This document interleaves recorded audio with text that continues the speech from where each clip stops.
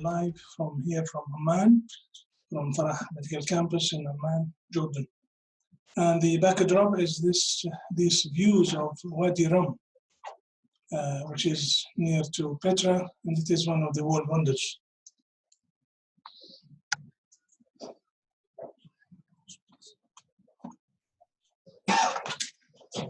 Recently, this film, Nadine, was filmed and pictured in Wadi Rum. So I want to show our international audience the beauty of Wadi Rum.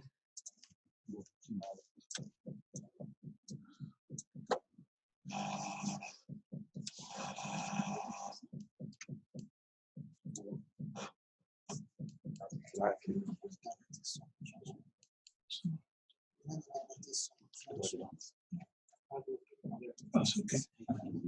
Let's stop it.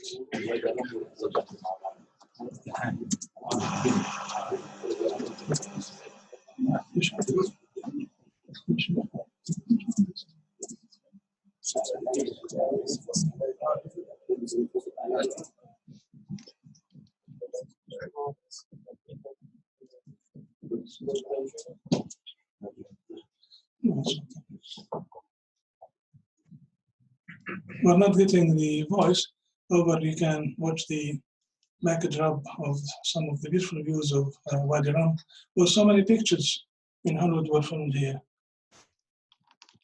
Most important of which is the Lawrence of Arabia by Omar Sharif and Peter O'Toole in the 60s. So Will Smith was so happy in Jordan, and I hope all the viewers internationally can come and visit Jordan. Okay.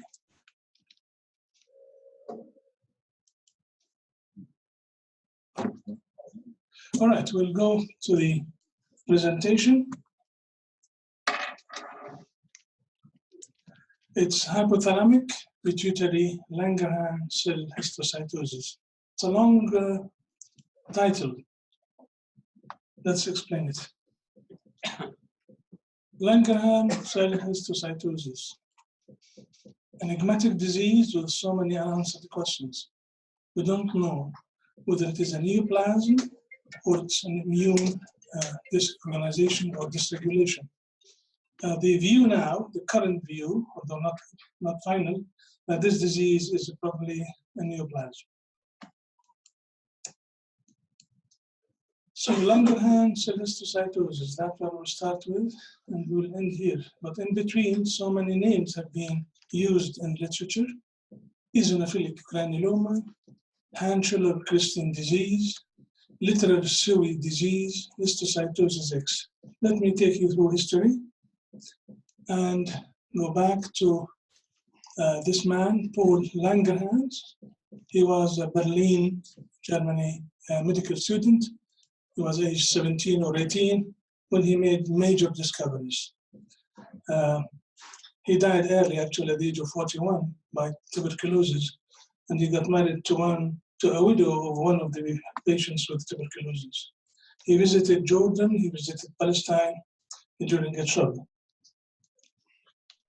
So what did he discover?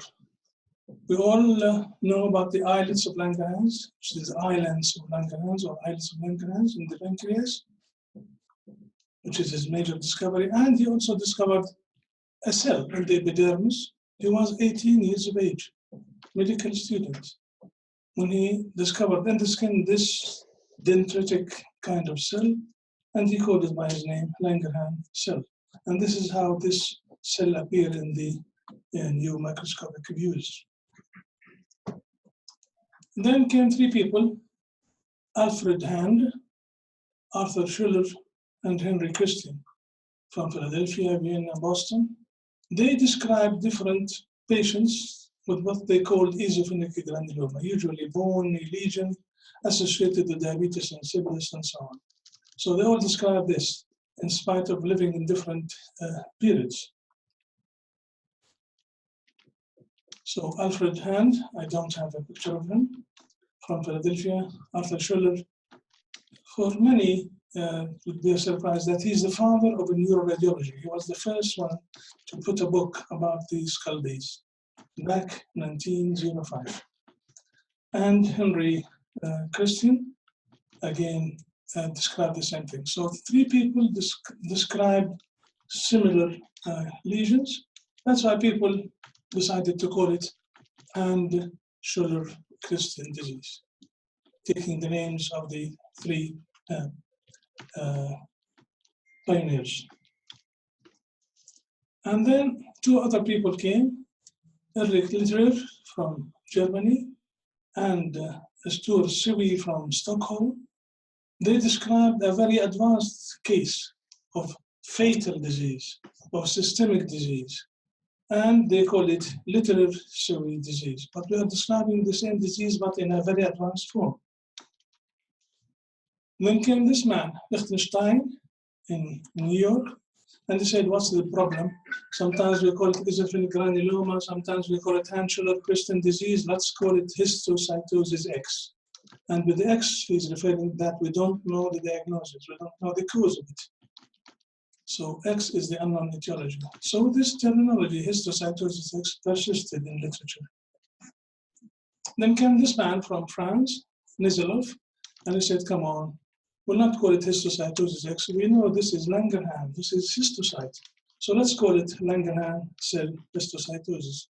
That was back in 1973.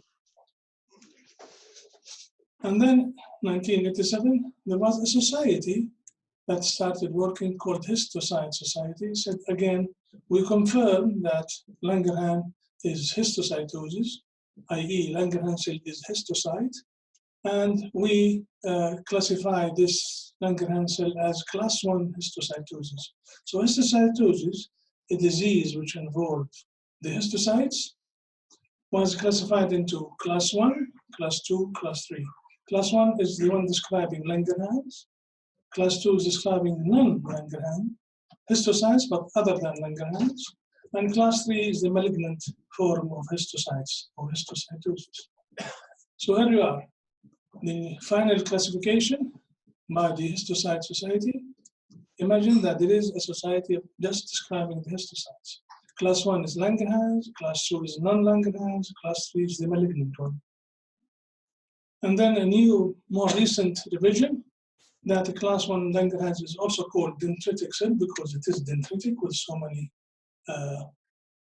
branches coming out. Class 2 is the non-Langerhans, also called macrophage-related histocytosis.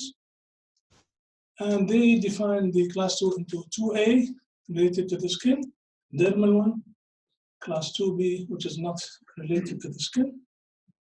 The most famous is Rosai-Dorfman's disease. And class 3, which remains as it is, malignant histocytosis.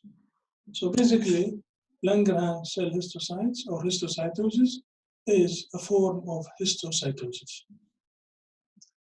So Langerhans cell by itself is a cell which is present in many places, like in the skin, in the external genitalia, in the respiratory epithelium, but its origin is from both the myeloid and lymphoid precursors. So it is the first defense line for your body. It is the macrophage that will attack any insulting agents, and by making contact with them, it will present some antigens, and these will react with the T lymphocytes, and then a reaction occurs.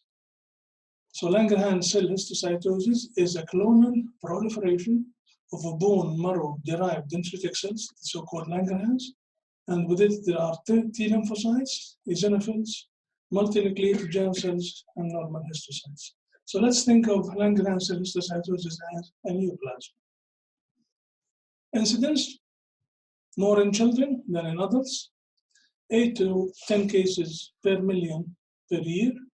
So in a country like Jordan, say we have now 10 million, we're speaking about 100 cases per year if all the cases are treated here in Jordan. Adults are less, so basically Langerhans cell histocytosis affects children more than adults. The age peak in children is 1 to 3, in adults 30, 40, and unfortunate for us males, we are more than females.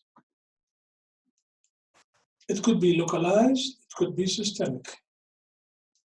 When we say localized, we mean single system, but it could be multiple lesions. So on the skull, it is a bone, we will have single lesion or multiple lesion, but we are in the same organ, so it is called localized. The multiple are affecting multiple organs, and this is usually life-threatening. In children, it's more of a cranial. In adults, it's mostly extracranial. Indications for poor prognosis with mortality of up to 20%.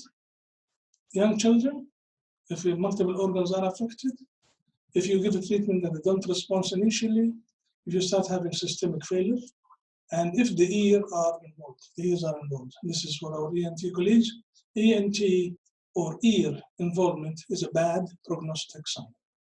And of course, in us, in neurosurgeons, neurology, the presence of diabetes insipidus. These are bad prognostic signs. What are the organs affected? In order of frequency, skin, bones, CNS, but then every other organ in the body, patibulary, lungs, lymph nodes, soft tissue, bone marrow, salivary glands, GI tract. Skin can be in a form of rash or petechiae or ulcers. Look at these forms here.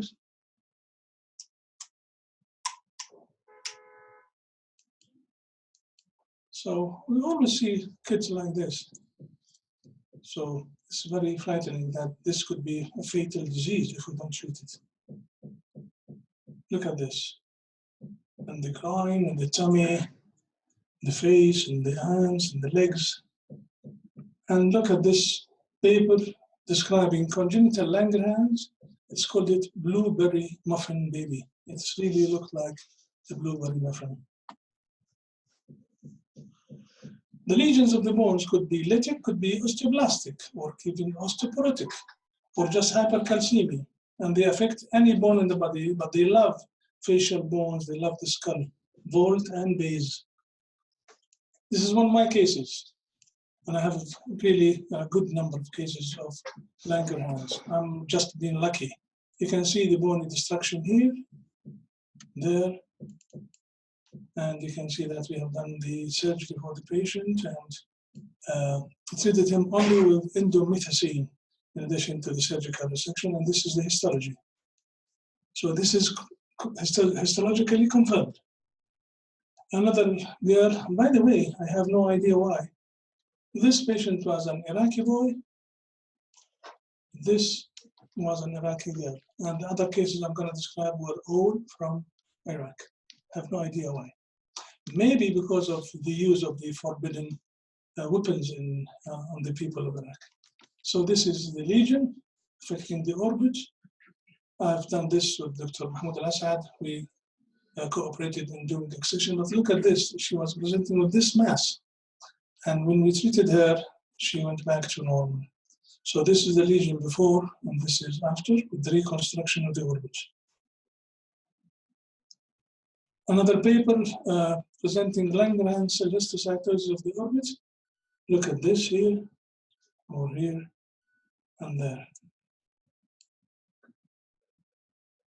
Langerhans cell histology of the temporal bone, like this. That's why I said the ear involvement or the ENT involvement is very important. And this is completely destroyed temporal bone. So pathological manifestations are important. Why? Because mostly they occur in children. And how frequent do we see otitis media and external otitis in children? Very frequent. So if you don't think about the disease, you will miss it.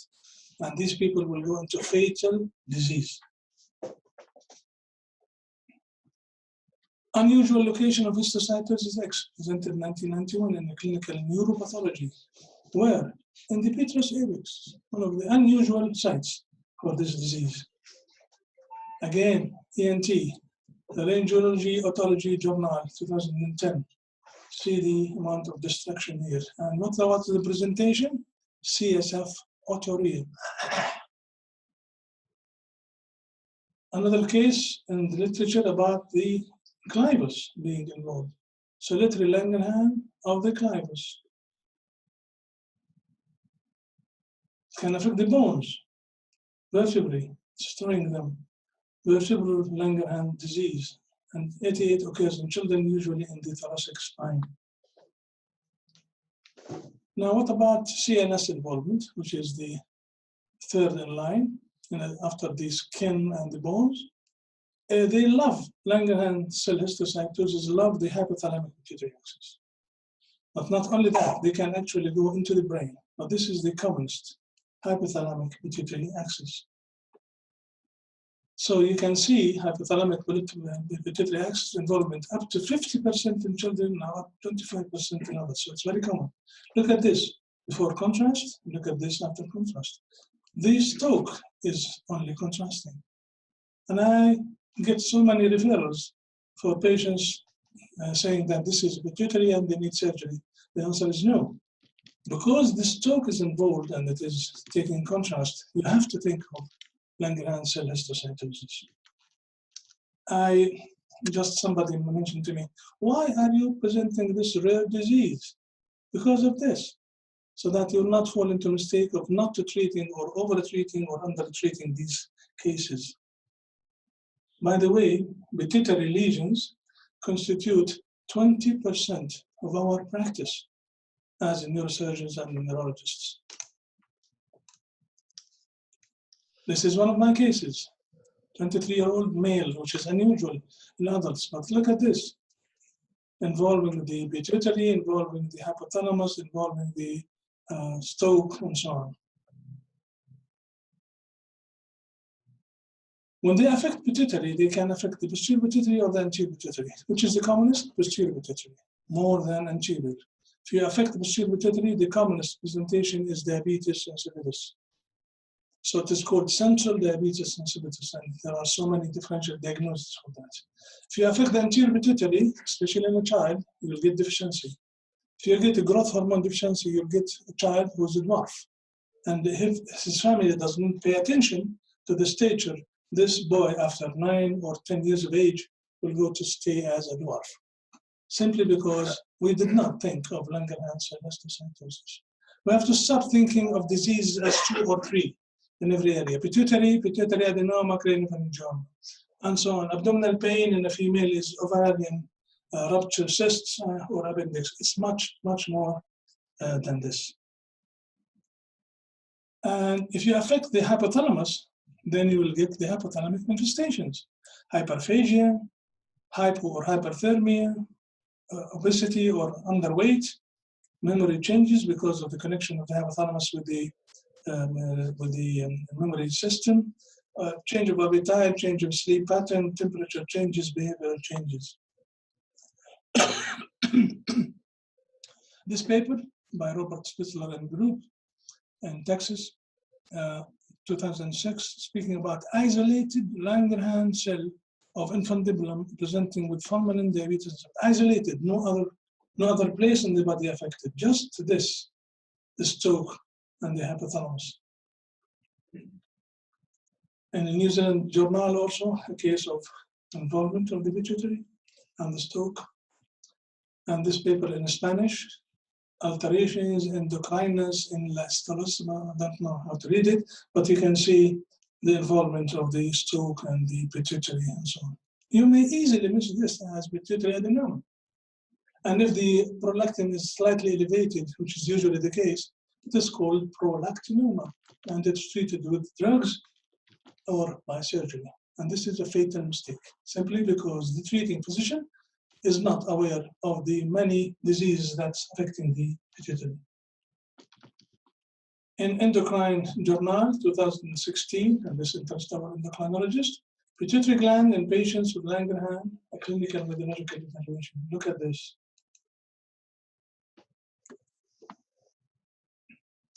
Another paper from the Hellenic Endocrine Society, 2018. Look at this. All of us will diagnose this as possibly pituitary adenoma. Or this paper of isolated in female adults, which is rare. Look at the involvement of the pituitary. In addition to involving of the pituitary hypothalamic axis, you can get a cranial involvement. Here, in the cerebellum and in the brainstem, in the corpus callosum. It's called the neurodegenerative disease. And this would look like so many diseases in the neurology, like Jacobs Fitzgerald, alcohol encephalopathies, and so on. It can affect the basal ganglia, can affect the brainstem, can affect the pineal. So not only the pituitary hypothalamic axis. In this paper, it's affecting the temporal and the brainstem. And this paper is affecting the pituitary and the pineal. It can, of course, cause bone marrow infiltration, and this is very important for staging. And if you do TC bone scan, you will see involvement of the bones in different parts of the body. It can affect the soft tissues in the neck, in the parotid, in the thyroid, in the parathyroid. And this is a connection between Hashimoto disease of the thyroid and the lymphocytic hypophysitis and the Langerhans cell histology. Can affect the thymus. Can affect the chest. Look at this. Infiltration, cysts. Can affect the liver. Look at this. Can affect the cholangitis, cause cholangitis and biliary system. And in this paper, liver involvement in children, 2015, liver is involved and it's presenting with gastrointestinal bleeding. How often we think of Langerhans cell histology and patient coming to us with bleeding? We think of two things, ulcer or maybe Crohn's disease. Stomach is involved here, small bowel is involved here with some ascites. What is the treatment of these cases? So long we think of them as tumors. We have medical treatment, we have radiation treatment, we have surgery. Always we start with medical if we can, by giving steroids. I don't know, Dr. Mohammed Sarhan is here. He did not arrive. We treated many cases with just infinitocin and biphosphonates, interferon, and of course you can go to chemotherapy. Or you give radiation, or you do surgery if you are in doubt by taking biopsy or by excision. Chemotherapy, many chemotherapeutic agents are there. They can be used and reported. Vinblastine, azathioprine, methotrexate, etc. And this is a paper in France, 2011, about the use of vinblastine for treatment of Langerhans cell histology. You may ask me, how did they know that this is Langerhans cell histology? If there is extracranial involvement and we diagnose Langerhans, most likely this is what it is. If there is not, then you'll go for biopsy. But after you diagnose, you can give the vinblastine, and this is the response. This is the lesion, and this is almost cured after 6 months. Lesion disappearing after 1.8 months, after 8 months. Chemotherapeutic agents after 12 months. And recently they have been using ICDA, which is anti-metabolite, the 1-chlorodeoxyadenosine in the treatment of these cases. They reported 12 patients, mostly children. They have multi-system involvement and total response in 8, partial response in 4, which is very good response. Look at this response. So we'll come to our case presentation after this initial talk about the Langerhans. This is an Iraqi, again an Iraqi. Why? I have no idea. But I would say 90% of my patients were Iraqis residing in Iraq. 39, very unusual age for a male presenting with this. He's from Kurdistan. He presented with recent history of headaches, blurring of vision. But on questioning him, he had for 1 year impotence, polydipsia, polyuria, and general fatigability. In his past history, he is hypertensive on treatment, and he said that he had surgery for multiple bone cysts, which he could not elaborate, no reports, nothing. Dr. Sakhar, are you here? Yes. Could you please report on the... You may ask why I asked Dr. Sakhar, because he was the one in charge of this case back in 2005 at the Arab Center. Very old history. Good evening. This is the sagittal image MRI. This one. Okay. It is obvious that it is without contrast study. What we see is a large, lobulated, solid, soft tissue mass lesion, primarily epicentered on the suprasellar region. This is a very good point to notice. When you deal with suprasellar or cellular pathology, look for the center of the pathology.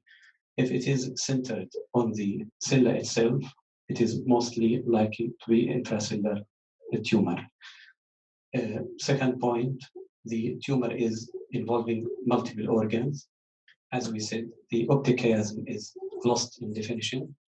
The infundibulum is lost in definition. It is obscuring and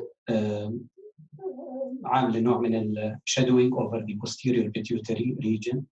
We can notice that the bright spot of posterior pituitary is lost in this case, which take us to a narrow area of diagnosis. We can notice that it is expanding posteriorly into the interpeduncular cistern and upper part of the prepontine cistern. Superiorly, it is approaching the area of the floor of the third ventricle, hypothalamus, and supraoptic chiasm. Coronal images would be better for this diagnosis. The entity is purely solid and mainly suprasellar. This is what you can see in this image. The second image is enhancing sagittal image for the pituitary region focus. We can notice that the cella itself is clear. It is not primarily a cella originating or pituitary originating tumor, though it is in relation directly with the posterior surface of the pituitary. It is involving the posterior part of the pituitary gland. The same is noticed, it is a diffuse enhancing lesion. No visualized cystic or cavitary areas. It is negative again for calcification, cavitation, flow void, fat components, and other things. Can we see other image? The same, compare the post-contrast images. Still, we have seen the normal pituitary tissue and the enhancing large nodular soft tissue lesion occupying mostly the suprasellar and partly expanding into the hypothalamic region, obscuring the infundibulum and optic chiasm. This is a coronal suboptimal image, really, but you can notice the normal pituitary tissue. This is the cavernous sinuses. The mass is expanding in the suprasellar area. There is a real cleavage between the solid mass and the pituitary tissue itself.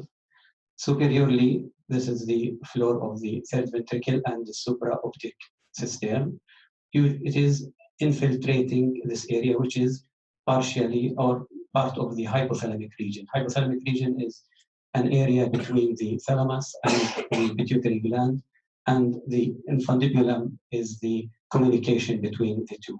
So this is sagittal image, coronal image for the same patient, intensely enhancing without evidence of necrosis or cavitation or other things. It is not infiltrating the cavernous sinuses. It is limited by the space. The pituitary itself, fossa, is not expanding, which again indicates that it's not an intracellular tumor, it is a supracellular tumor. Same information we got from these multiple series images. It is partially deforming the base of the third ventricle. It might be causing hydrocephalus, since I can see that there is dilatation of the lateral ventricle. So we are dealing with suprasellar solid mass. It could be arising from the suprasellar structures, which to me could be arising from the optic chiasm, from the infundibulum, from the hypothalamic structure, and involving the posterior pituitary, where we see the loss of the spot, bright spot line. The spot indicates the posterior pituitary involvement and the posterior part of the pituitary gland. Thank you, sir. Thank you very much. Any comment from our radiologists? Dr. Azman Hadidi, any comment? So according to this picture, what's the differential for the radiologist? We will Does come. the radiologist think of Langerhans or histology? We will come to it, Ahmed.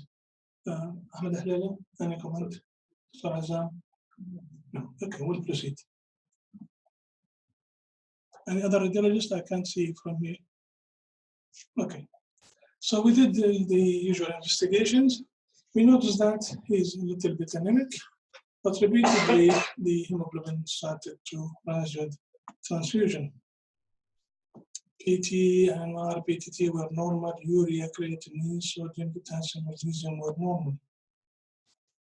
And we did a few consultations. I cannot remember the ophthalmologist who did this consultation, but he diagnosed that the patient has bitemporal hemanopia. Ibraim, would you diagnose this based on this or not?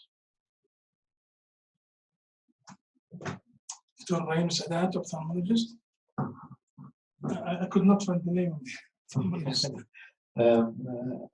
Actually, the patient has diplopia, I don't know why, but confused vision, visual acuity is good in both eyes, and this is visual field. This is an old type visual field. We don't use it usually anymore. It's called Goldman visual field.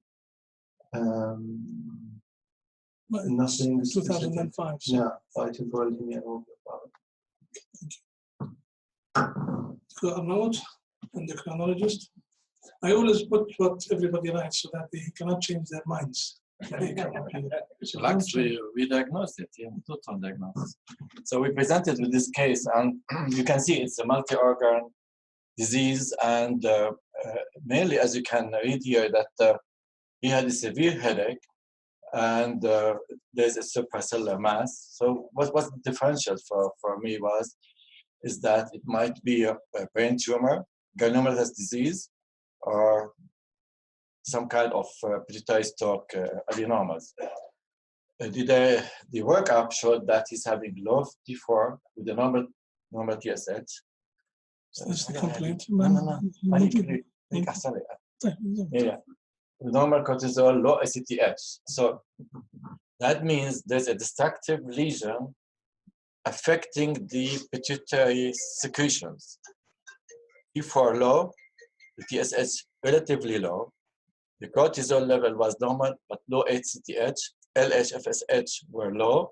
And you know that whenever you have suppression of the negative, the prolactin will go up. So it indicates that the stalk is affecting the pituitary secretion. Okay, so what we plan was to have a biopsy. Okay? That's the complaint. So the complaint was that general fatigue, impotence, polydipsia, polyuria. And as you have shown that we have low T4, low STH, gonadotropins were low, and the prolactin is high. ACTH is low, testosterone is low. So it's a central mass affecting the pituitary function. Okay. Dr. Amr. Dr. Amr is the son of Dr. Yasser Amr, a famous orthopedic surgeon. هذا الشبل من ذاك الأسد.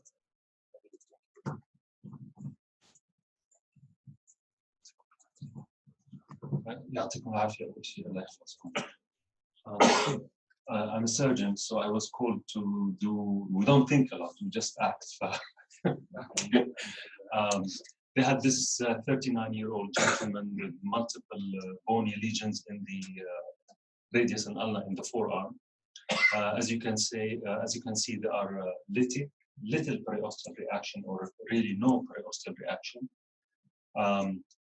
Of course, multiple as well.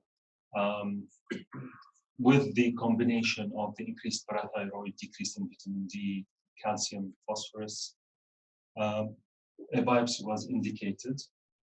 This is the operative note for me. And it was cystic. The material was fluidy. and we did the biopsy from the distal ulna, which was the most accessible one. That's it. Okay, thank you very much. We also consulted with Dr. Ubaid Masud. Is he around? I asked him to come anyway. He looked at the patient and he diagnosed crackles, listened to crackles in his chest, and saturation was 85 to 90%. And this is the chest X-ray. You can see the infiltration there. And this is his CT chest. So really a good involvement of his chest. So this is for you, Dr. Mahmoud Khatib. You asked about the differential diagnosis. As I said, we have to stop limiting our thinking of 2 or 3 diseases. Otherwise, we'll be prisoners of that diagnosis. And to be a prisoner of your diagnosis is a recipe for fatal mistakes. Anything in the pituitary, you have to think of pituitary adenoma, obviously. They could be small, they could be large, but always pituitary adenomas come first in line. And if you look at this here, you may think of this as pituitary.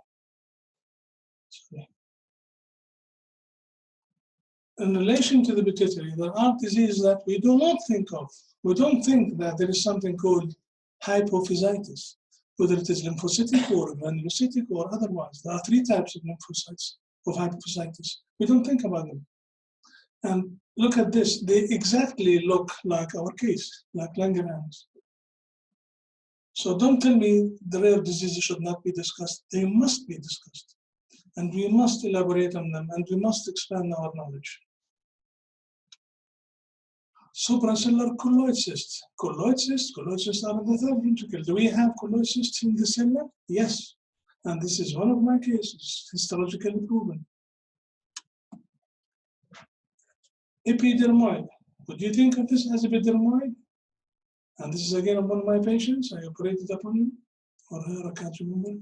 Male, 45. The clue is the rim shape. Yes, well, it could be anything. It could be Rathke's pouch, it could be abscess, it could be so many things. And again, this is one of my cases, Hypothalamic Hamartoma. And this is one of my patients. He was 1 year old, and he came with precocious property, genitalia of an adult, 1 year old, due to the hypothalamic hamartoma, which usually causes gelastic seizures, infrequent and controlled laughs, and so on. So we did the surgery for him. Forced craniopharyngoma should be thought of in that area. I'm choosing my cases of a craniopharyngoma that looks like our Langerhans cell histology, very much like the same picture. Rathke, meningioma, germinoma. These are cases of mine, so I'm not giving you pictures of books. These are actual cases that I operate upon, histologically proven. Plasmacytoma affecting the gyrus, why not?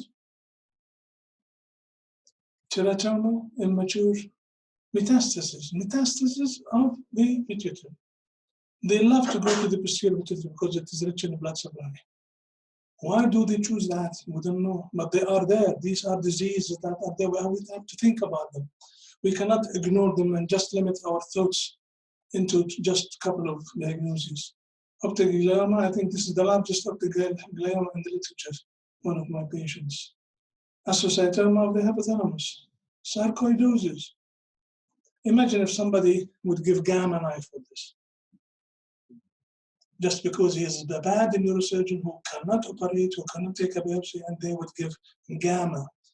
And they call it gamma knife, which is a misnomer. They treat people by using gamma knife. It is called stereotactic radiotherapy. Chordoma, choroid plexus papilloma of the 3rd ventricle, one of my cases. Aneurysm, one of my cases. Oligodendroglioma, arachnoid cyst, esthesioneuroblastoma, olfactory glioma code. And this is a very unusual presentation. Primary lymphoma of the pituitary stalk in immunocompetent 9-year-old child. not immunocompromised, he is immunocompetent. And it is the only single lesion. How many cases reported? And this, I am myself and Ala, in the last couple of years, we had 11 cases of CNS lymphoma. And again, 7 of them are Iraqis. So, radiology of that area, because we are neurosurgeons. What happens if you have Langerhans histology in that area? Something happens to the infundibulum, something happens to the pituitary, something happens to the hypothalamus. Fundibulum will get either enlarged, thickened in 50%, but in 15% you get atrophy, and you get empty cell syndrome. Pituitary is the same, as Dr. Sahar alluded to. The first sign is the loss of T1, the bright spot of the posterior pituitary. Do T1, look at the posterior pituitary, it's always bright. If you lose that, think of pathology there. Not necessarily Langerhans, but diseases that we mentioned. You may get pituitary mass, you may get pituitary atrophy with empty cell syndrome. And the hypothalamus, you will get a mass there, as we have seen. So, loss of bright spot of the posterior pituitary, infundibular thickening, hypothalamic mass, or empty cell. These are the radiological picture of this disease. How do we diagnose that this infundibulum is thickened or atrophied? The usual thickness is 3 millimeter. That's in the coronal view, but mainly of other views. But the coronal is the best. 3 millimeter, less than 3 is normal. 3 to 5 is enlarged slightly. More than 5 is definitely enlarged. So we have a criteria that we go by. Paper, pituitary stalk thickening in the case of Langerhans histology. Look at the different images of this disease. Here, here, and there. So we did surgery for this patient simply because he was losing vision. Second, we did not reach to a definite diagnosis. Although we have the bone lesions, we actually started with the bone lesions. We asked Dr. Amr to take a biopsy of the bone, but because it's bone and needs a decalcification, it took about 10 days to get the result. Meanwhile, we went for surgery. And I'm going to show you still pictures because the quality of the video was not optimal. But this is pterional approach from the right side. This is right optic nerve, this is left optic nerve, this is chiasm, carotid artery, and this is the mass appearing there. That's the mass. So optic nerve, chiasm, that's the mass. Here is the stalk going into the pituitary. It is enlarged. So we start excising it from the interoptic space. And then we come to the optic carotid triangle or axis. There it is, carotid, optic nerve, tract. So we separate carotid from the optic. We start seeing the mass. Here is the mass. So here we are in this space, and we start excising it. Of course, we're not aiming at total radical excision, we're aiming at a good excision that would give the patient relief of his vision at the same time give us a good diagnosis. So that's the end of it. We have removed it from here, we have removed it from here. So this is pre-op, this is the tumor here and there, and this is post-op. Histology, Dr. Kafsat. Of course, we'll start with the brain pathology because that's what we got first. The bone pathology came later.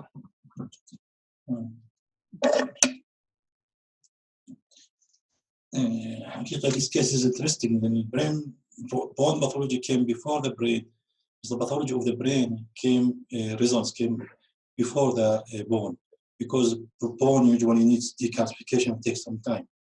You can see typically this is a histology that makes you suspect that this Langerhans histology. There are many cells, histocytoid we call them, and some eosinophils, and there's some giant cells. And this is usually the mixed pattern of cells that you see. And there are some many intermediate lymphocytes, and you can see plasma cells. So it's basically a mix of cells, But to show you what really triggers the diagnosis, the histology of the Langerhans is usually somehow striking. You can see these usually are the Langerhans cells. Usually they have coffee bean appearance. راح نشوف more cells in here, and you can see that the cell كأنها حبة فول النيوكليوس تاعتها. This should alarm the pathologist that probably you are dealing with a Langerhans, especially if you see many of them here. بنسميهم مرات kidney shape or bean shape cells. These are histocytes. They are mixed with histocytes, normal histocytes, and mixed with germ cells and with eosinophils. You can see some of them cells are really, they have this coffee bean. Show you more better pictures. يعني probably sometimes with a microscope, because we change the focus, you can see them better than in the slide, static slide. This is not this is not better. You can see this is good picture. You can see coffee bean shape, typical eosinophils. You can see them again. And pathologist, any good pathologist, once he sees something like this with eosinophils, really should trigger for him very strongly. This is histiocytosis or eosinophilic granuloma or Langerhans histiocytosis, and you need always to confirm it by immune. لأنه هلا بطل حدا يقتنع بالهistology alone. You always need to confirm the diagnosis beyond doubt. لأنه the treatment صار بيختلف كثير. Again, you can see how the cells are being shaped. Eosinophils usually they are scattered. Sometimes for they form an abscess, and you can see this is many of the Langerhans cells. We'll see we have special stains now for Langerhans cells. We elaborate on more of them. This is one of the earliest stains that stains Langerhans cells, which is S100. S100 stains 100 other things, but we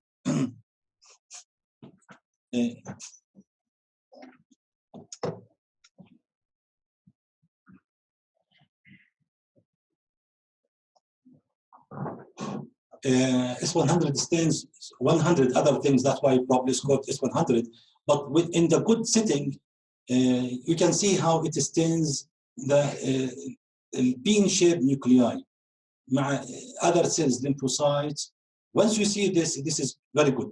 Now we have 3 good stains for Langerhans. This is another stain, CD1A. Actually, this was negative for CD1A, but this does not exclude it, because we have 90% of the cases are positive, 10% are negative.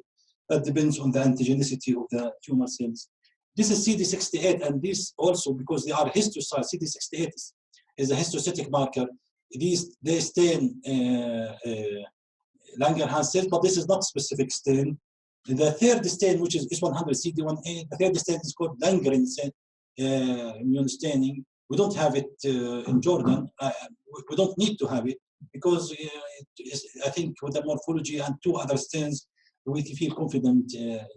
This is chromogranin. Chromogranin is staining because this was in the pituitary to see if this really could be any sort of abnormal pituitary tumors or microadenoma. It was completely negative. Epithelial membrane antigen also for other tumors we have to exclude it, not to be lymphoma, sort of lymphomas that are AMA positive or meningiomas. It's completely negative. So we call this is Langerhans histiocytosis, cytosis X. Then we work on the bone. البون سبيسمنت يعني زي ما تشوف السبيسمنت ريسيفد 7/5، لكن الدياجنوز طلع 20/5، لانه البون ديكال sometimes it's really when heavy, sometimes it takes us for more than a week to finish the bone، لانه بيسوي له decalcification في البون. هذا البون is very difficult to cut by paraffin blocks, for you have to remove all the calcium from it, but this is called decalcification process. But you can see this is the bone and this is trabecular bone, but there's areas which are tumor مختلفة شوي عن other bones. Again, you can see typical giant cells, eosinophils, many eosinophils in this case, and histocytes, plasma cells. Again, you can see the same pattern of histocytosis, again, of more of the same pattern. giant cells. Again, typical when you see it in histology, you suspect it highly. Then you do S100, you can see many positive. The brown staining is the positivity. You know, many positive cells. But I know, these are the ones that are staining and looks morphology like Langerhans cells, and stain with S100 is actually Langerhans cells. And so we call this Langerhans histocytosis. The CD68 was positive as in the original, CD1A was negative as in the original, and so we called it histocytosis X. As a pathologist, I usually diagnose histocytosis X in once every 2 or 3 months. I have seen cases in the pituitary, in the bone, but I have seen cases in the lung. Unfortunately, مرة أنا شخصت حالي in the lung يمكن قبل about 2 years ago. The pulmonary, he was so surprised, he called it, this is the first time that I ever see histocytosis X. By the way, histocytosis X in lung usually occur in smokers. طبعا patient كان smoker. لكن قلت له النقطة إنه قال لي it is very rare and not diagnosed. قلت له it is not rare and it's not undiagnosed. The problem, our pathologists, they don't diagnose it, so you don't get to it. If you don't have a diagnosis, as a pulmonary, you will not go to diagnose histocytosis X. طبعا الحالة لأنه اختلفت فيها مع multiple labs. We sent it to United States to one of the most prominent professors, اسمه Professor J. Roby, MD Anderson, and he confirmed the diagnosis. This is a typical case of Langerhans histocytosis. But the point that if your pathologist does not diagnose it, you will not see it. But you have to rely on a very good pathologist to diagnose these difficult cases. Thank you. This is a post-op, and you can see that always when you come from the right, you will remove the tumor on the left because the optic nerve and chiasma are in your way. So the tumor has been removed this part, but not this part. This part is still there, especially that are around the carotid and optic, but this part has been removed. And this is post-op. So we diagnosed Langerhans cell histocytosis, and we wanted to start chemotherapy, but he went back to his country. Okay, this is it. If you have any questions, we are open for discussion. So Jalil, do you see these cases in children? صوتي عالي يمكن مش دروس. أول شيء I want to congratulate you on a very, very elegant discussion. And this is the first time after 50 years of my involvement with pediatrics that I could understand it more at ease from you. And a lot of things that changed during my work. We used to see a lot, but we, for the past many years, I'm not in that line. I'm very impressed with the photos you showed about the skin lesions, that we might really think that this is meningococcemia with chickenpox and send it here, that, and treat, and we will lose that. The picture is very impressive. Also, we see lots of otitis media and otitis externa. I never thought about what you mentioned today. But about histocytosis X, it used to be when I was working there, maybe once every, he's saying that he sees every 2-3 months.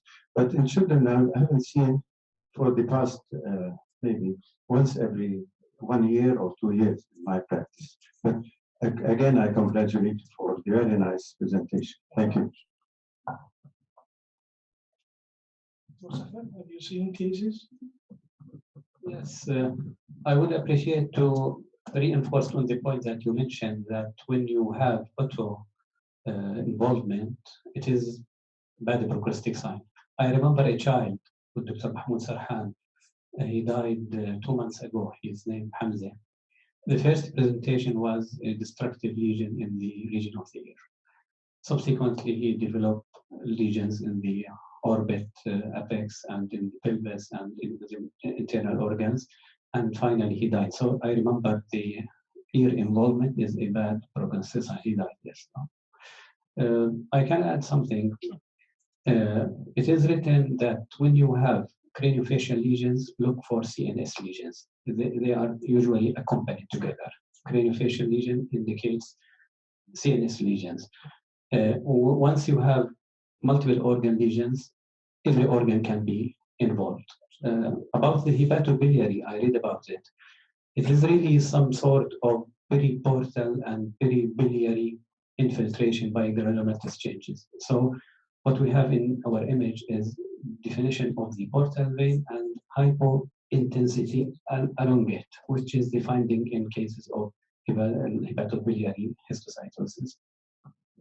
So the two related, if you have seen cases in GI.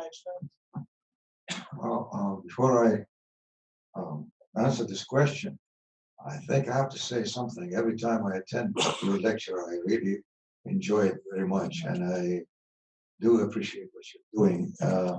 However, it kind of puts me through as if I'm going through a horror movie when I see you operating on these things, and I kind of shriveled up and see how tense you should be. I mean, going through all this, I mean, that's a real horror movie to me.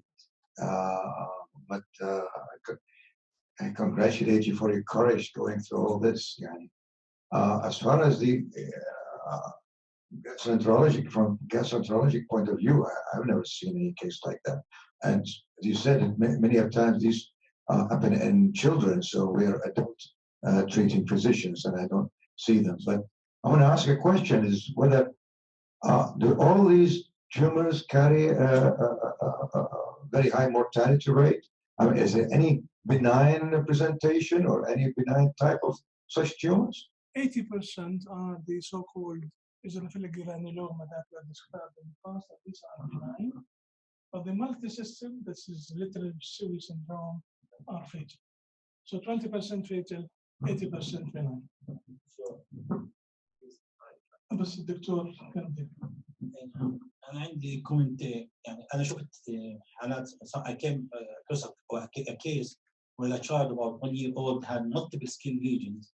I biopsied this by skin biopsy from the scalp and from the foot, and it was eosinophilic granuloma, and he was an Iraqi patient. And also I had another case also from the skull, 2 other cases, and also they were Iraqi patients. So I confirm that it's really more common in Iraq than in other people. Probably it's related to the radiation that they receive. Thank you. I want to ask if the difference between class 1 and class 3, you mentioned that class 3 is malignant histiocytosis. Yeah. Is this difference histopathologically or it's clinically? Histopathologically. Histopathologically. So for Dr. Hussam, what's the difference between malignant histiocytosis in histopathology? If you can tell us, please. And second question, for this lesion, why you choose to do transcranial approach rather than transsphenoidal? Good question. Thank you. You can do it both ways. You can do it endoscopically or you do it cranially. But remember that this lesion is completely above the cella. So if you want to go there, you may damage the pituitary. You have to so-called mobilize the pituitary, which is a bad practice. Some people do it, but they end with total damage to the pituitary. So that's why I choose to do it transcranially. What was the other question? Class 1 and that's يمكن Dr. Ibraim, he mentioned a case that we diagnosed, probably case from Oman, malignant histiocytosis, and the patient died, I think, after a few months. And the histology was very much different. In the histology, that when you look at them, you look different malignant cells. You wonder what are the origin of these cells. So not like histiocytosis, I show you the coffee bean nuclei and the bland looking. These cells you look like these are malignant, but I want to know what is the origin. So you know them by the special stains. But these cells, you know that they are not malignant, they are benign. But histology is number 1 in calling it whether benign or malignant. And for you, Mahmoud, these are all histocytes. That's why it's called histocyte classification. If they look like Langerhans or dendrites, it's called Langerhans histocytosis. But there are other non-Langerhans, like lymphocytes, like xanthogranulomas affecting the reticulocystome. So we are affecting the reticuloendothelial system. And here, we are getting the malignant one, acute monocytic leukemia.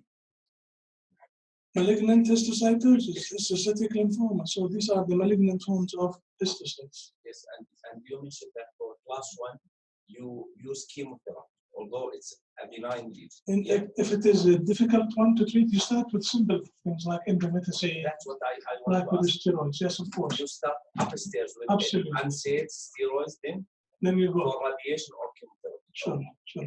Dr. Asman Hadidi, please. A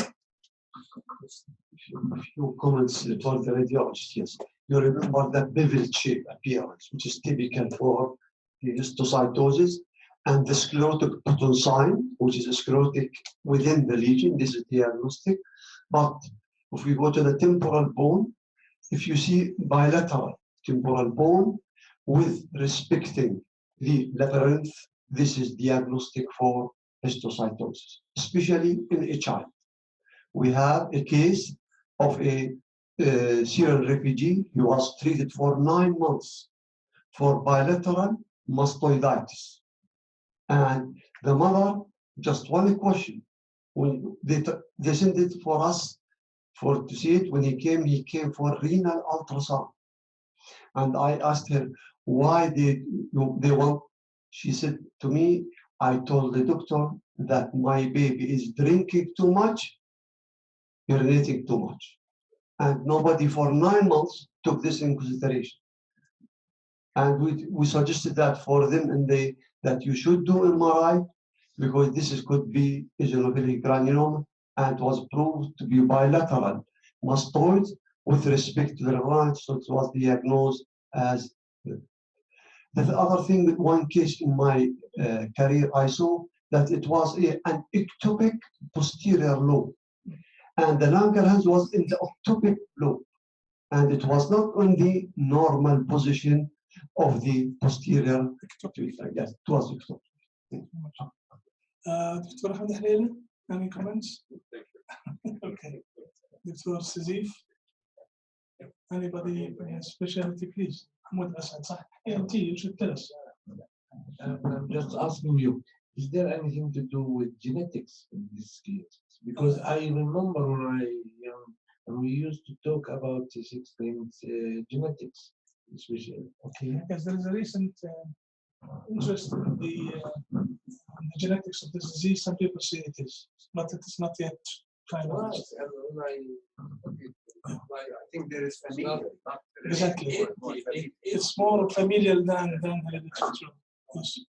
But بالنسبة للحالة اللي بتحكي عنها the one 15 months the girl, the Iraqi girl was 12, 13. No. You remember the first case we did on Markaz al-Arabi. He was 18 months, and it was his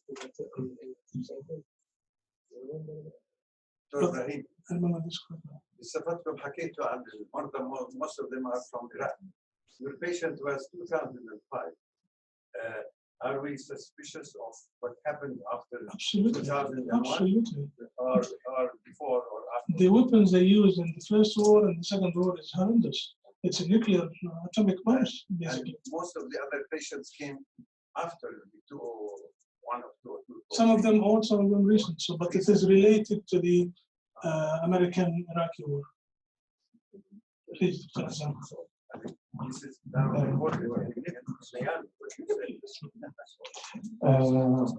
As intracranial lesion, may we put this in the bottom of the differential diagnosis really, because it is very rare. But when there is combination of intracranial or any organ with bone findings, such we saw now in this case, or geographic appearance of the skull, so we raised this in the top of the differential diagnosis. I have seen 2 cases of little syndrome or esophageal granuloma, but not in Jordan, in Iran, and it is common. In Iran, it is common because a lot of cases we had as when we saw bone lesions in the top of the differential diagnosis, it was histology. Any comment from anybody, residents, anybody? Yes, I was Please. about why it is when it is affecting the ear, it is late. Is it because we are delayed in our diagnosis? Could be, but there is no scientific reason why when it affects the ear, it is going to have a bad prognosis. We have to think, is it because we are delayed in diagnosis or what else? We don't know, but what are the things? the prognostic factors that if you have a child, it's a bad prognostic sign. If you have multiple systems, it's a bad prognostic sign. If you have ear involvement, it is bad prognostic. Why? You don't know. Who knows? Question. Who's the primary doctor responsible for choosing medication and follow-up for this patient? Oncologist. Oncologist. Of course. You have follow-up. No, we lost him. We wanted to treat him here, but he wanted to go back. So we did. Whatever the system involved, you should send him to oncologist. Absolutely, of course. We have to stop thinking of ourselves as supermen. Yes, yes. We are one in a team, and we have to cooperate with each other in every patient and every aspect. And sometimes the ego takes up that we diagnose everything without real knowledge. If no questions, I thank you very much. And next week we'll have another case in the same region, but very interesting. So be there next Wednesday.